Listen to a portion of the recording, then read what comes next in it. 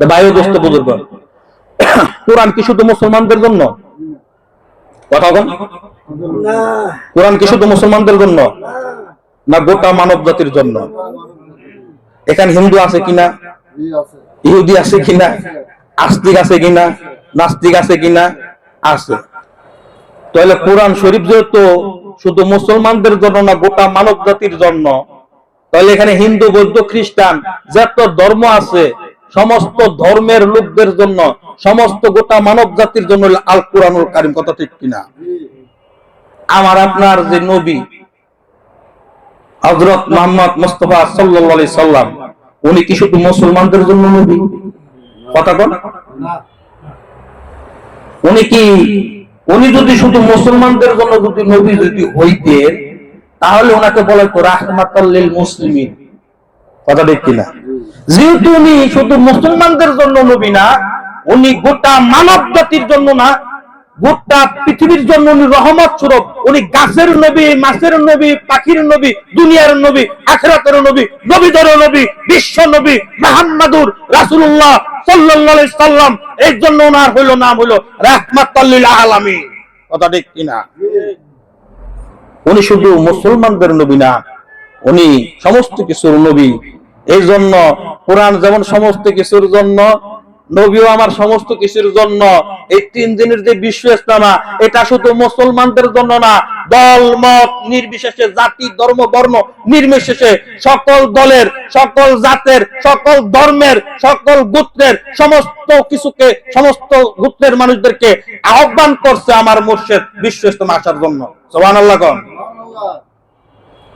ওই বিশ্ব ইজতেমায় ওই মানুষজন অন্য অন্য ধর্মের, অন্য অন্য জাতের ওই লোকের ওখানে আইসা 3 দিনের বয়ান শোনার পরে, হুজুরে কি বয়ান করলো রে, খাইছে আসলে তো ভুলের মাঝে আসি রে।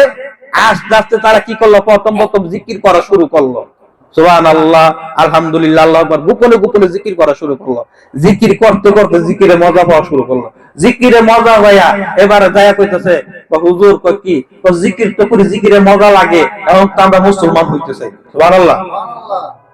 হুজুর মুসলমান জরুমু, এখন প্রকাশ করুন যাবে না, গোপনে আস্তে আস্তে এটা প্রকাশ করুন, সমস্যা নাই, আল্লাহ তো দেখতেছে। কথা ঠিক কিনা?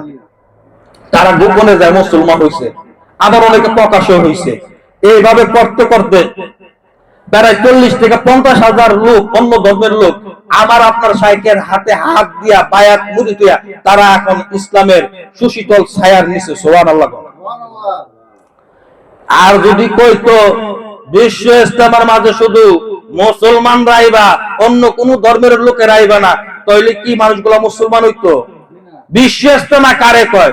যে ইজতেমার মাঝে, যে বিশ্ব ইজতেমার মাঝে সমস্ত ধর্মের মানুষরা আসতে পারবে, বসতে পারবে, সমস্ত মতের, সমস্ত পদের মানুষরা আসতে পারবে, বসতে পারবে, জাতি ধর্ম বর্ণ নির্বিশেষে, দল মত নির্বিশেষে যারা এখানে আসবে, কোরআন এবং হাদিসের আলাপ আলোচনা শুনবে, এটাই হলো বিশ্ব ইজতেমা। কথা ঠিক কিনা?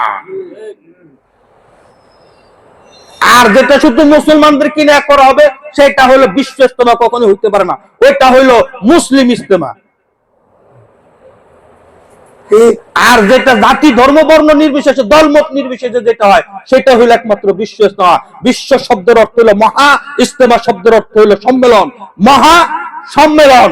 এই মহা সম্মেলন হয়, এখানে কার আলাপ আলোচনা হয়? আল্লাহর কোরআনের, আল্লাহ রাসূল সাল্লাল্লাহু আলাইহি ওয়াসাল্লামের হাদিসের। সুবহানাল্লাহ। কোন আল্লাহর কথা বলা হয়, রাসূলুল্লাহ সাল্লাল্লাহু আলাইহি ওয়াসাল্লামের কথা বলা হয়। এখানে এই 3 দিন ইসলামের হুকুম আহকাম, ইলমে শরীয়ত, ইলমে তরিকত, ইলমে হাকিকত ও ইলমে মারিফতের তালিম তালকিন দিয়া একটা মানুষকে, যারা পথহারা ছিল, অন্ধকার পথে যারা ছিল, তাদেরকে কি করে 3 দিনের তালিম দিয়া আল্লাহর পাকের কাছে দোয়া করে, আল্লাহ গো, এই মানুষগুলো তোমাকে পাইতে আইছে, এই মানুষগুলো তোমাকে চিনতে আইছে, তাদেরকে তুমি কবুল আর মঞ্জুর করে নাও। যাদের নসিব বলো এই 3 দিন এই বিশ্ব ইজতেমা থেকে আইসা, তখন তারা কি করে আস্তে আস্তে নামাজ পড়া শুরু করে, মাথায় পাগড়ি দেয়, মুখে দাড়ি রাখে। কত বড় বড় ডাকাত, কত বড় বড় গুন্ডা সন্ত্রাস, কত কমিউনিস্ট পার্টি না কি চরমপন্থী কি পার্টি আছে সর্বরা পার্টি, তারা কি করছে মানিকগঞ্জের আল্লাহর কুতুবের কাছে হাতে হাত দিয়া বায়াত দিয়া তারা 2 বেলা সকাল সন্ধ্যা জিকির কইরা আজকে তাদেরকে দেখলে তারা চিনবেন না তারা যে অমুক দলের এত লিডার ছিল, এত বড় শীর্ষ পর্যায়ের খারাপ লোক ছিল, আজকে তাদেরকে দেখলে মনে হয় তারা যেমন একজন আল্লাহর ওলি। সুবহানাল্লাহ। অতএব সেই আল্লাহর ওলির সোহবতে গেলে লাভ আছে না লস আছে? লাভ আছে।